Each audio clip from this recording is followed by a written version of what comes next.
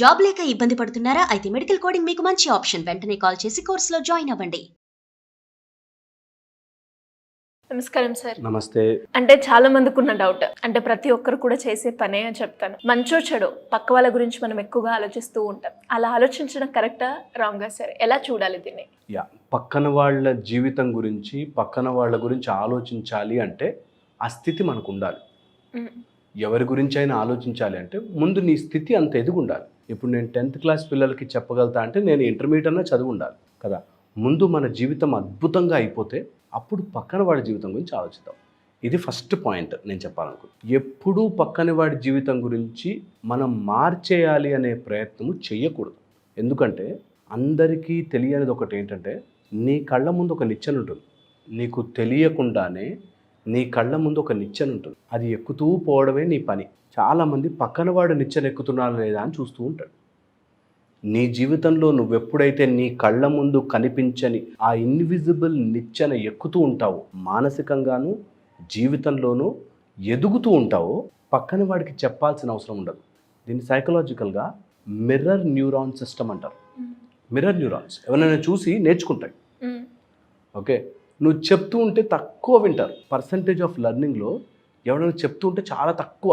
But ఎవరైనా చేస్తూ ఉంటే చూసి వాడి సక్సెస్ని చూసి నేర్చుకునే వాళ్ళు చాలా ఎక్కువ పర్సంటేజ్ ఉంటారు. సో అందుకని చెప్పద్దు. తల్లి, తండ్రి, పిల్ల ఎవరైనా సరే నువ్వు చెప్పాలి అనుకున్న మాట ఒకసారి ఒక అడ్వైజ్ లాగా, లేకపోతే వాళ్ళని ఏదో రుద్దేసేలా కాకుండా ఒకసారి చెప్పాలి. ఎందుకు అంటే ప్రతి వ్యక్తి వాడి కర్మానుసారమే వస్తాడు. నువ్వు చెప్తే మారాలి అనుకునేవాడు వద్దన్న అడిగి చెప్పించుకుంటాడు. లేకపోతే ఎప్పుడూ చెప్తే మారరు.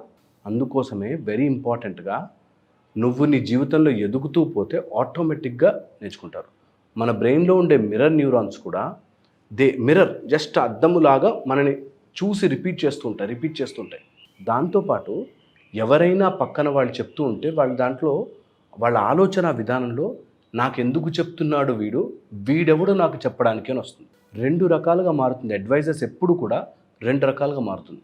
ఒకటి, నువ్వు ఎత్తులో ఉన్నావు అనుకో, నువ్వు చెప్తే ఆ స్టేజ్కి వచ్చాక నేను చెప్తారా అంటాడు. ఒకవేళ నీకంటే తక్కువ ఉన్నవాడు, సపోజ్ బాగా కోట్లు సంపాదించేవాడు, డబ్బులు ఏముందిరా అన్న అంటావు, డబ్బులు వచ్చాక మేము ఇట్లాంటి స్టోరీలు చెప్తాం అనిపిస్తుంది. అదే ఒక అడుక్కునే వాళ్ళు ఏమన్నా డబ్బులు ఏముంది అన్నాడు అనుకో, వాడు కూడా మనకు చెప్పొచ్చేటోడే అంటారు. సో అందుకని అడ్వైజ్ ఎప్పుడూ తీసుకోరు. ఎప్పుడు అనాస్క్డ్ అడ్వైజర్స్ ఆర్ డేంజరస్. అడగకుండా సలహా ఇవ్వకూడదు. అడగకుండా ఎవ్వరికి ఫ్రెండ్ని కానీ వేరే వాడి జీవితాన్ని బాగు చెయ్యకూడదు. ఎందుకంటే వాడు నడుస్తున్న జీవితం కర్మ అనుసారము నడుస్తూ ఉంటాడు.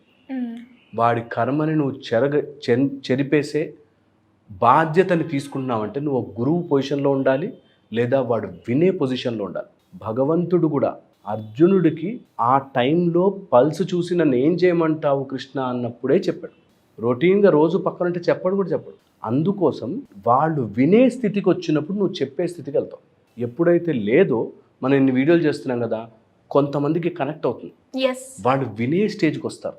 ఒక్కసారి వినడం రెడీ అయితే చెప్పేవాడికి ఈజీ అవుతుంది. ఇప్పుడు మన ప్రొఫెషనే అట్లాంటిది కాబట్టి మా పని అది మేము చెప్తున్నాం. కానీ జనరల్గా కూడా 99% చెప్పింది ఫాలో కారు. ఓన్లీ వాడికి ఒక స్టేజ్ వస్తుంది. ఎక్స్పీరియన్స్ అయినప్పుడు వాళ్ళ బాధ అనుభవించినప్పుడు, ఆ కర్మ వదిలినప్పుడు దొరుకుతుంది. అరే ఆయన అప్పుడే చెప్పాడే అని అనిపిస్తుంది, మా అమ్మ అప్పుడే చెప్పింది, మా నాన్న అన్నాడే అని తెలుసుకుంటారు. సో అందుకని చెప్పడం మీకు ఒకవేళ అనిపిస్తే చెప్పాలి. వాళ్ళు మారుతారని ఎక్స్పెక్ట్ చేయకూడదు. చెప్పే దాంట్లో ఇంకొక అన్యాయంగా జరిగిపోయేది ఏంటంటే, మనం చెప్తుంటే వాడు మారట్లేదు అని ఫ్రస్ట్రేషన్ వస్తుంది, అర్థం చేసుకోవట్లేదనే బాధ వస్తుంది. సో వెరీ ఇంపార్టెంట్, వాళ్ళు అర్థం చేసుకోలేరు, ఆ స్థితి వాళ్ళది. కాబట్టి ఇప్పుడు నువ్వు 5th క్లాస్ అబ్బాయికి 10th క్లాస్ మ్యాథ్స్ చెప్తే ఎలా అర్థం చేసుకోలేడో, అలాగే వాడు ఆ పరిస్థితికి రాలేడు.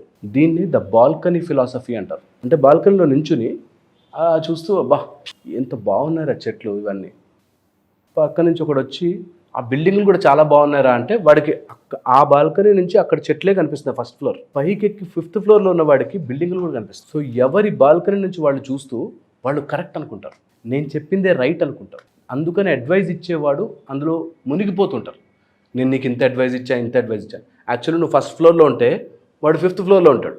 5th ఫ్లోర్లో వాడికి ఇంకోలా కనిపిస్తుంటుంది ప్రపంచం, నీలాగా కనిపించదు. అదే వెరీ ఇంపార్టెంట్ అర్థం చేసుకోవాలి. అందుకని ఎప్పుడైనా అడ్వైస్ ఇస్తున్నప్పుడు వాళ్ళు వింటారా లేదా కాదు, నీకు చెప్పాలనిపించింది మంచి మాట చెప్పావు అంతే. అంతే. ఫాలో అవుతారా లేదా అని ఎక్స్పెక్ట్ చేసావంటే నువ్వు నేర్చుకోవాలి ఫస్ట్. సో అది వెరీ వెరీ ఇంపార్టెంట్. ఒకవేళ నిజంగా చెప్పాలి అనుకుంటే చెప్పే మెథడ్ చెప్తాను. ఎవరికైనా కొంతమంది అరే నా కళ్ళ ముందు పాడైపోతున్నాడు ఎలా చెప్పకుండా ఉంటామనిపిస్తుంది. అలా గనక చెప్పే మెథడ్స్ ఉంటే, 1 మనకి ఎప్పుడు సామదాన భేద దండోపాయాలు అంటారు కదా, అందులో మనం దండం వరకు వెళ్ళం. బట్ ఫస్ట్ థింగ్ చెప్పే విధానంలో, సౌమ్యంగా చెప్పే విధానంలో ఎగ్జాంపుల్స్ బాగా పనిచేస్తాయి. సెకండ్ వచ్చేసి ఎప్పుడు కూడా వాళ్ళ ఫ్రీక్వెన్సీ దగ్గరికి వచ్చి చెప్పాలి. అంటే ఒకవేళ మంచి సీడ్ కొనుక్కొచ్చాం, మంచి విత్తనం మ్యాంగో ట్రీ కోసం సిమెంట్ రోడ్డు మీద వేసాం, వస్తుందా చెట్టు? రాదు. కానీ మంచిగా దున్నితే అందులో వేస్తే మంచి చెట్టు వస్తుంది కదా. Yes. అలాగే వాడి మైండ్ని ఫస్ట్ రెడీ చేయాలి, అప్పుడు విత్తనం నాటాలి. సో ఇది గనక నేర్చుకోగలిగితే టాకింగ్ స్కిల్ కూడా పెరుగుతుంది. ముందు మనసుని రెడీ చేస్తే దాని లోపల విత్తనం మొలకెత్తుతుంది. ఇది చాలా ఇంపార్టెంట్. హోప్ ఇది అర్థం చేసుకుంటే దట్ విల్ రియల్లీ హెల్ప్. ఒక మెథడ్. సెకండ్ వచ్చేసి చెప్పాలనుకున్నది రాసివ్వాలి. రాసిస్తే ఎఫెక్టివ్గా ఉంటుంది. వాళ్ళు చదివితే ఓ ఇంత కష్టపడి నా కోసం రాశాడా అని తెలుస్తుంది. Okay, give in writing, type కాదు రైటింగ్, లెటర్ లాగా రాసివ్వడం బాగా ఎఫెక్టివ్గా పనిచేస్తుంది. మూడోది వచ్చేసి warn them of side effects. ఇది ఇది ఇది ఈ రోడ్డు మీద వెళ్తే టైర్ పంచర్ అయ్యే ఛాన్స్ ఉంది, ఆ రోడ్లో గతుకులు ఉన్నాయి, ఆ రోడ్లో ఇట్లా ఉంది, నీ ఇష్టం. That is the easiest method to advice. Fourth, మన స్థితి తెలుసుకుని అడ్వైస్ చేయాలి. అడ్వైస్ ఎప్పుడు మన స్థితి దాటి మన స్థితి కాని వాళ్ళకి చెప్పకూడదు. చాలా important. Thank you sir, thank you so much. Suman టీవీలో మీ పర్సనల్ అండ్ బిజినెస్ ప్రమోషన్స్ కోసం కింది నెంబర్కి కాంటాక్ట్ చేయండి.